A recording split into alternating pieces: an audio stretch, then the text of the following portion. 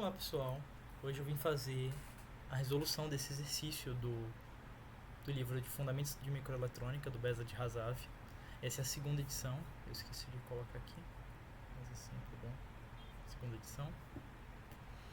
E nesse exercício a gente vai calcular o ponto de polarização desses circuitos mostrados na figura 5.110, assumindo que beta é igual a 100 e S é igual a 5 vezes 10 a menos 16 amperes e que VA é igual a infinito. Se VA é igual a infinito, a gente pode pressupor, a gente sabe que IC é dado por essa expressão, bem simples. IC é igual a IS vezes I elevado a VBE, que é a tensão nos terminais da base para emissor. Aqui no diagrama que eu desenhei ao lado dá para ver o VBE, BE, dividido por VT, que é a tensão termodinâmica. Nesse caso do Hasav, ele assume que a tensão termodinâmica para esses exercícios é de 26 mV. Então é um outro dado que não está aqui na questão, mas que é importante de remarcar.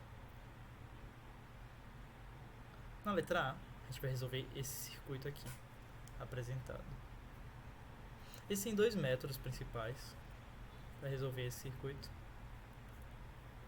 Um que considera uma aproximação, que é o primeiro do que eu vou falar, considera que se I1 é muito maior do que IB, a tensão na base, observa que não é a tensão VBE, é só o divisor de tensão desses resistores. Vou chamar R1. Nesse caso, o R1 seria o 16 kΩ, o modelo mais geral, vezes o VCC. Isso simplifica muito as nossas contas, porque o VB, nesse caso, é igual ao VBE, pois VE é igual a zero. Ele está aterrado, a tensão do emissor é zero.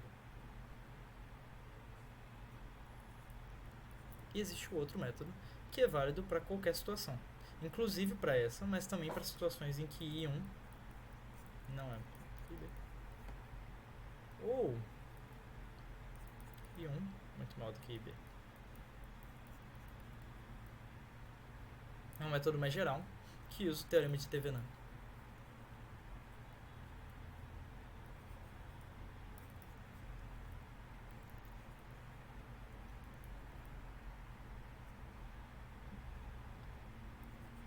No método 1,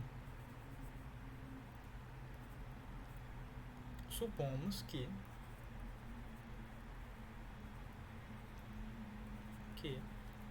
I1 é muito maior do que IB. Se I1 é muito maior do que IB, a gente pode desconsiderar o efeito da corrente IB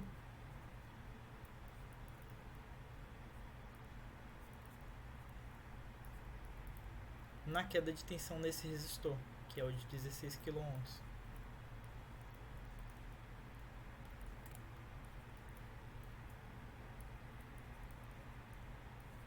O nosso transistor aqui é 1. Logo, a gente pode aproximar essa tensão aqui VB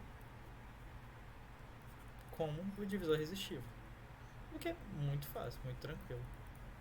15 kΩ dividido por 16 kΩ mais 34 kΩ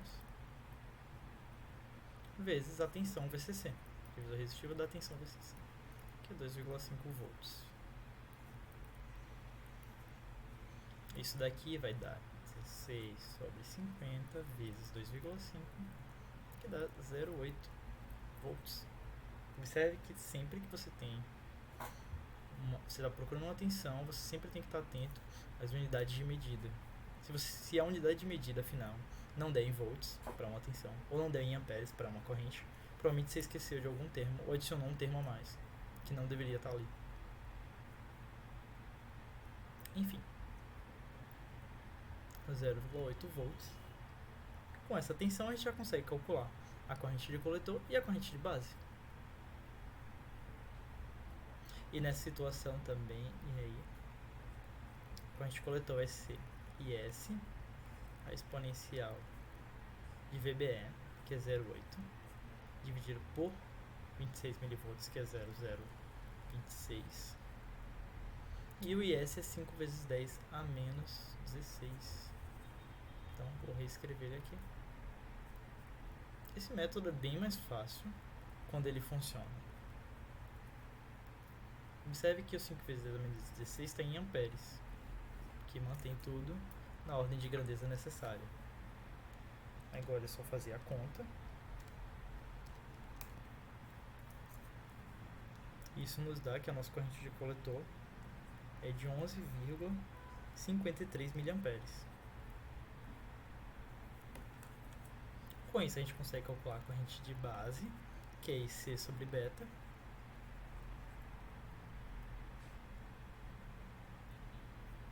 E nesse caso vai dar 115,3 microamperes. Um valor razoável de corrente de base. E agora a gente vai verificar se a nossa suposição inicial realmente estava certa. Se 1 é igual a 10 vezes IB ou próximo de 10 vezes IB, muito maior do que 10 vezes IB.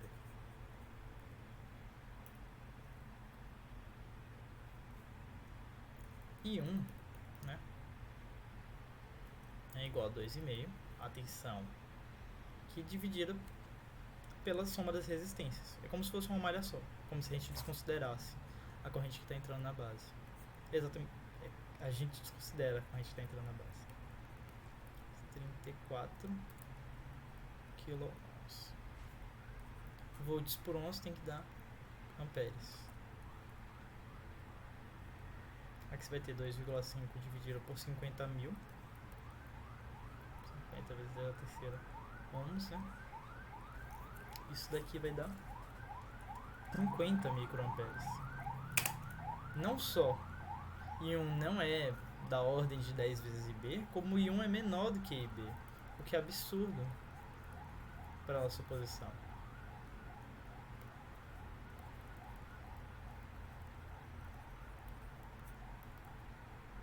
Logo, o método 1 não funciona. Não se pode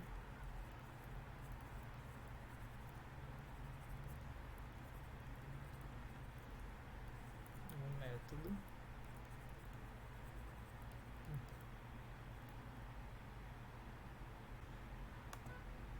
Como o método 1 não funciona para esse cenário, nós nos vemos forçados a utilizar o método 2. No método 2, a gente abre o circuito para calcular o teorema de Thevenin, visto a partir da base. Ou seja, a gente vai calcular o equivalente de Thevenin visto para cá. E com isso, a gente vai ter como saída esse modelo. Uma tensão de Thevenin,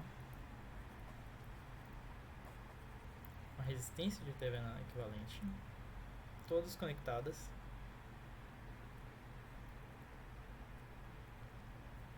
à base do nosso transistor, Q1.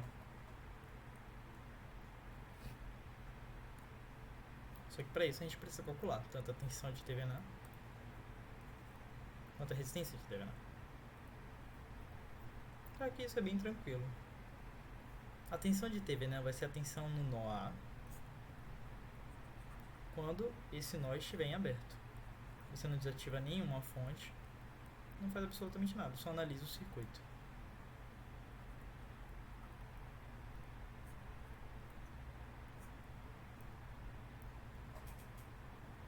Mas existem outras formas de fazer isso também, naturalmente.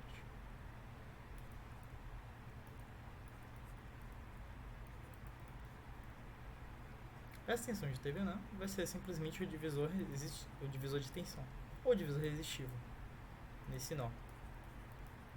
16 kΩ dividido por 16 kΩ mais 34 kΩ vezes VCC, que é 2,5. Fazendo todas as contas, você vai ter aqui 0,8 volts. né? Já a resistência de Thevenin, você desativa todas as fontes independentes, lembrando disso. Só que nesse caso aqui você não vai ver muitas fontes dependentes, a não ser que você esteja lidando dentro do transistor.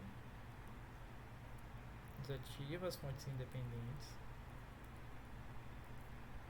ou seja, aterram essas fontes e analisa a resistência equivalente no nó.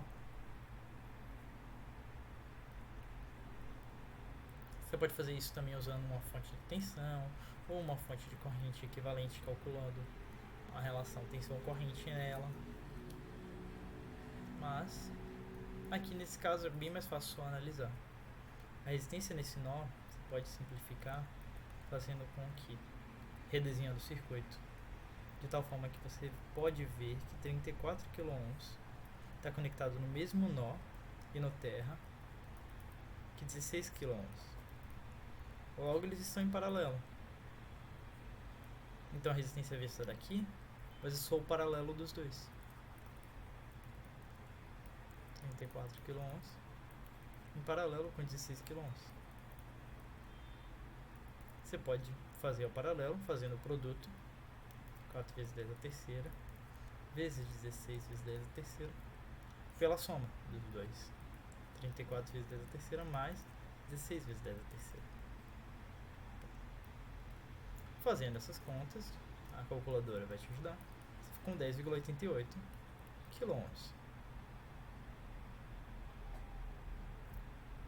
E aí a gente já pode construir um novo modelo.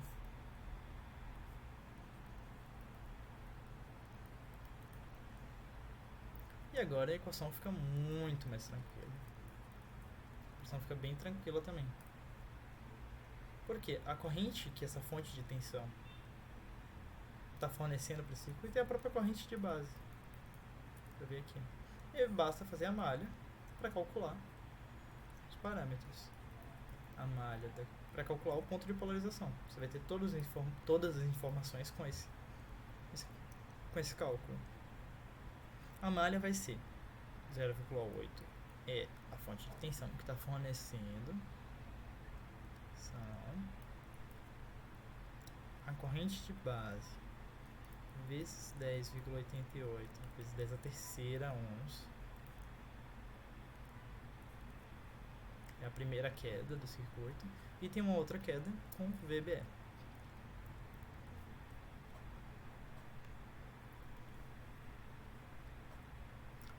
Aqui a gente tem duas incógnitas, IB e VBE, e uma equação só.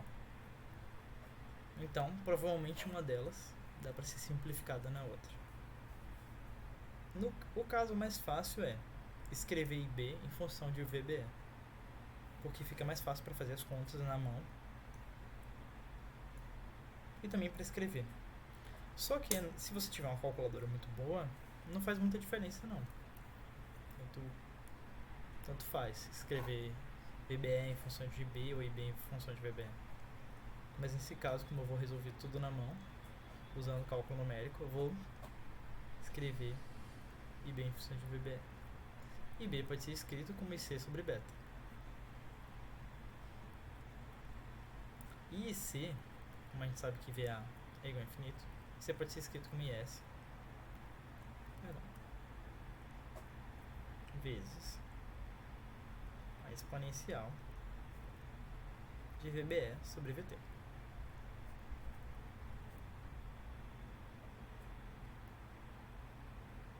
Então a gente pode colocar tudo isso aqui dentro. IS sobre beta vezes a exponencial de VBE dividido por VT é igual a IB. Perdão. Então a gente pode já reescrever a equação do 0,8 vai ser igual a IS, que é 5 vezes 10 a menos 16 amperes, dividido por beta, que é dimensional, que é 100, vezes 10,88 vezes 10 ao cubo ohms. Tudo isso vezes a exponencial de VBE dividido por VT.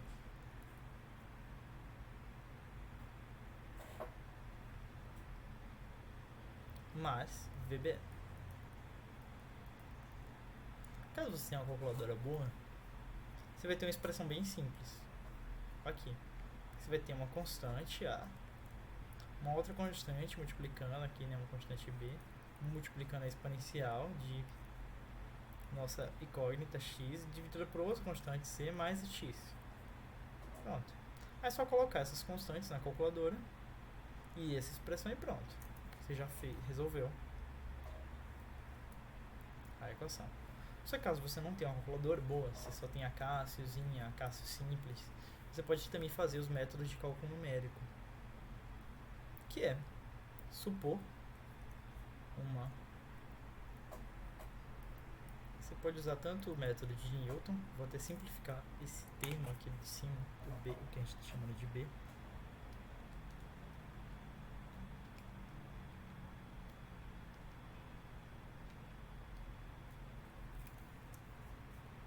Tudo isso daqui fica 44. 10 a menos 14. A exponencial de VBE dividida por VT mais VBE. Você pode usar o método recursivo ou o método de Newton. O método de Newton aqui é bem tranquilo, só que eu acho ele meio difícil, porque você tem que tirar a derivada e tem que dividir pela derivada, mas ele acaba convergindo bem rápido. Ou você pode usar o método recursivo. Mas nesse vídeo eu não vou falar sobre o método recursivo, porque ele exige um pouco de tempo, que eu acho que o vídeo já ficou um pouco longo, mas eu posso discutir ele, para você conseguir fazer tudo isso só com uma calculadora simples, uma calculadora que não faça equação, uma Cássio comum, a FX 82ms mesmo. Mas nesse vídeo eu não vou explorar isso tanto. Então, eu coloquei numa dessas calculadoras que realmente faz equação e eu obtive como resultado 726,3 milivolts para VBE. E com VBE você já tem toda... Você já calculou praticamente tudo da polarização. Agora basta verificar uma coisa, né? A última coisa que você faz ao fazer um cálculo de polarização do transistor. Verificar RA, que é a região ativa. Ou seja, verificar se esse transistor não está saturado. Pois as equações que a gente utilizou, principalmente a equação da corrente de coletor, elas funcionam quando o transistor está na beira da saturação ou quando o transistor já está na região ativa. Mas se o transistor estiver muito saturado, essas equações não são válidas. Essa equação de IC igual a IS, a exponencial de VBE sobre VT.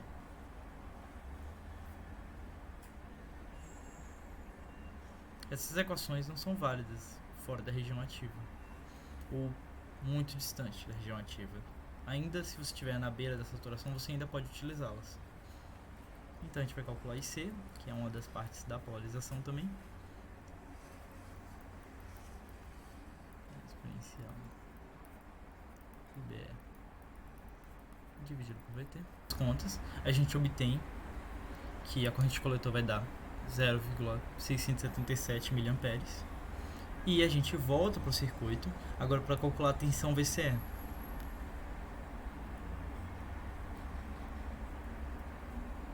Porque a tensão VCE tem que ser maior ou igual, ela é igual na beira da saturação que VBE, para a gente considerar ele na região ativa.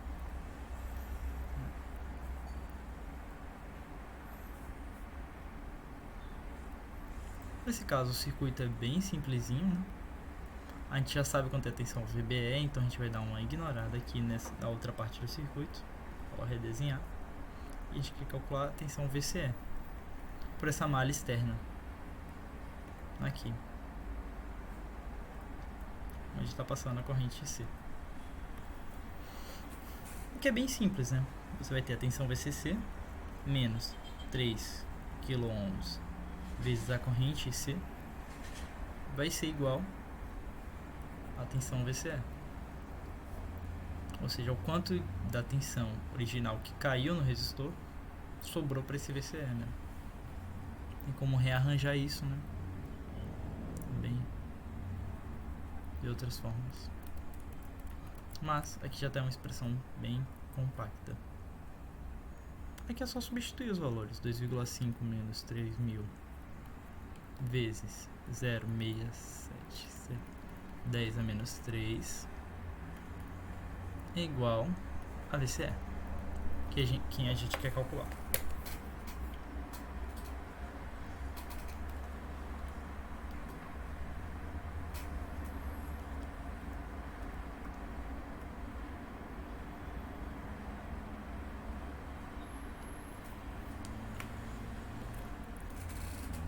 Isso nos dá que VCE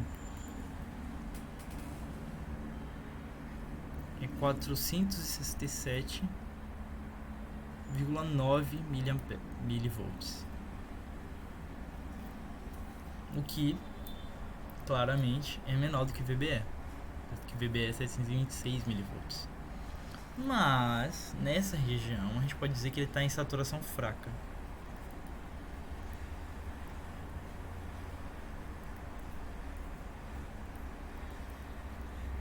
Então as equações ainda funcionam um pouco, né, em que VCE mais 400 milivolts é maior do que VBE. Isso é o que a gente pode chamar de saturação fraca. Se você somar 400 milivolts aqui, vai dar 867,9 milivolts, o que é maior do que VBE. Ou seja, ainda está na saturação fraca. Na saturação. Mas está uma saturação fraca. Logo, dá para ainda utilizar algumas das equações. Só que o circuito ainda é muito sensível a qualquer oscilação.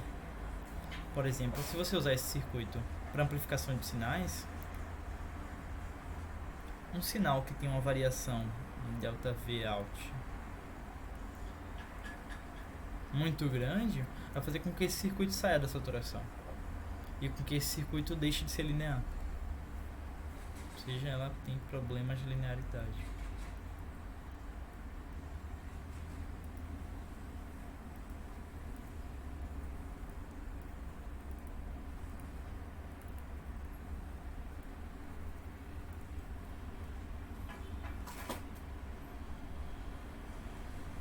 Com isso, a gente tem todas as informações do circuito. A tensão VCE, a corrente C e a tensão VBE. Então a gente calculou o ponto de polarização do circuito. Com essas informações a gente tem informações sobre todo o resto.